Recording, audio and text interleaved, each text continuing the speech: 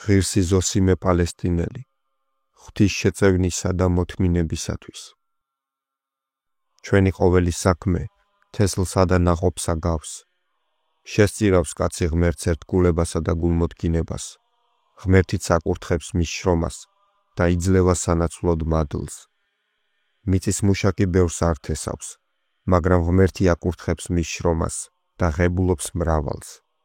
როგორც ისაკის შესახებ წერია, რომ დათესა ისაკმა და მიიღო იმ ზაფხულს 100-ჯერ მეტი ნაყოფი ქერისა, რადგან აკურთხა მისი შრომა უფალმა. ასევე, თუ ჩვენ გულმოდგინებას დაინახავს უფალი, ჩვენს შრომასაც დალოცავს. აგრეთვე ლოცვა, ჭირით და შრომით და მოთმინებით, შობს წმინდა, უჭირველ განსვენებით ლოცვას, რაც შედეგია ჩვენი გულმოდგინებისა. ხოლო უჭირველი ლოცვა შობს ღვთის მადლს. ამას ვხედავთ ჩვენ ხელოვნების დაუფლებაში. კაცი, რომელიც ამ გზას შეუდგება, თავიდან გასაჭირშია. ბევრს შრომობს, ხშირად საქმე არ გამოუდის, მაგრამ თავს არ ანებებს, არამედ ისევ თავიდან იწყებს. კიდეც რომ შეცდეს და დაბრკოლდეს, მაინც არ ეცემა სულით და აგრძელებს შრომას მოთმინებით, რითაც ოსტატს უჩვენებს თავის გულმოდგინებას. თუ კი მოიწყენს და მიატოვებს საქმეს, ხელობას ვერასოდეს ისწავლის. მოთმინებითა და გარჯით კი საქმეს თანდათან ეუფლება. ასევეა სულიერ ცხოვრებაშიც. სათნოების ქმნის დროს ჩვენ მაშინვე არ უნდა ველოდოთ წარმატებას. იგი სწრაფად არ გვეწევა, რადგანაც ეს შეუძლებელია. ხელოვნების მსგავსად თავიდან შესაძლო წარუმატებლობისას არ უნდა მოვიწყინოთ, არამედ გულმოდგინებით, შრომითა და მოთმინებით უნდა ვიღვაწოთ და კეთილად მოგხედავს ღმერთი. სწორედ ამაზეა მამა მოსეს მიერ ნათქვამი, რომ სათნოების მომხოჭი არ უნდა იყოს სულმოკლე. თუ მოხდა და დაეცა, უნდა შეიძინოს საჭირო ძალა და წამოდგეს ფეხზე და ისევ გააგრძელოს შრომა. და ამბობდა წმინდა მამა, ყოველი სათნოებისათვის საჭიროა შრომა, დრო და ჩვენი მონდომება და რაც მთავარია ღვთის შეწევნა. თუ ღმერთი არ შეგვეშველა, ამაოა ყოველი ჩვენი გარჯა, როგორც მიწის მუშაკისა.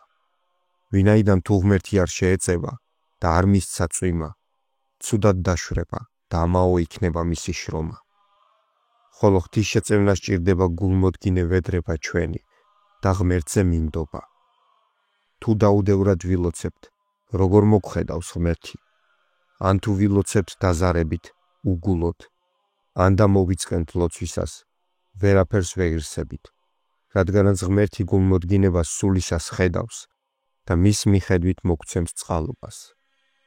განაავაზაკთა მთავარი არ იყო თავიდან მამა მოსე. მისი სიფიცხისა და მოუდრეკელობის გამო მოირიდა იგი მისმა ბატონმა, მაგრამ გულმოდგინედ და მხნედ შეუდგა ღმერთს.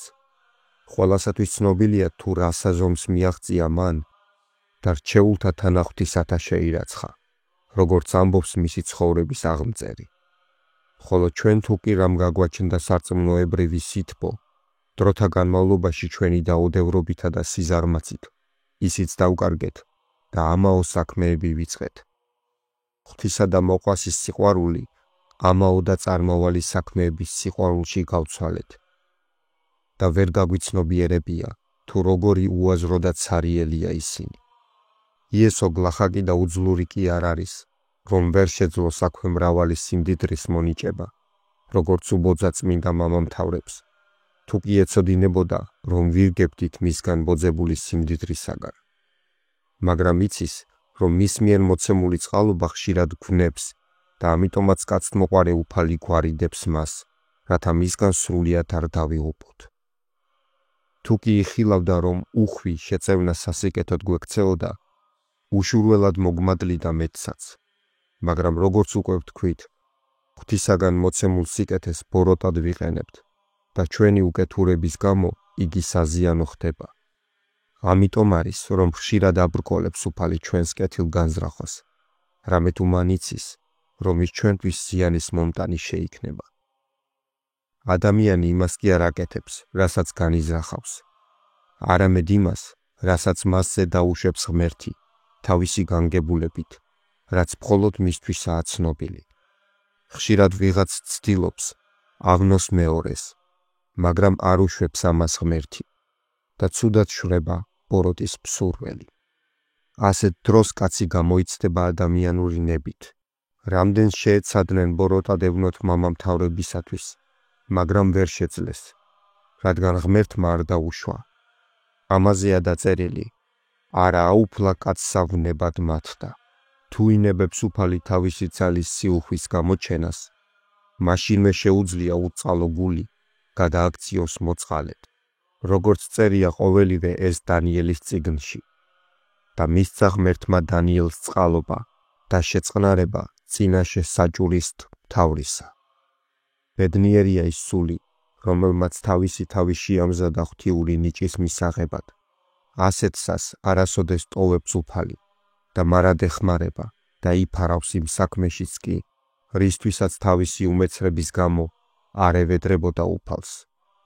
კარგად თქვა ბრძენმა, რომ ღმერთი მარადის მფარველობს და ხელს აფარებს თავის მოშიშთ. ბევრჯერ აღიძრა საული ნეტარი დავითის მოსაკლავად, რა არ იღონა, რა ხრიკებს არ მიმართავდა, მაგრამ დავითი მას არ ასვენებდა და ინდობდა, რადგანაც არ იყო მის სულში გესლი უკეთურებისა. ამინ.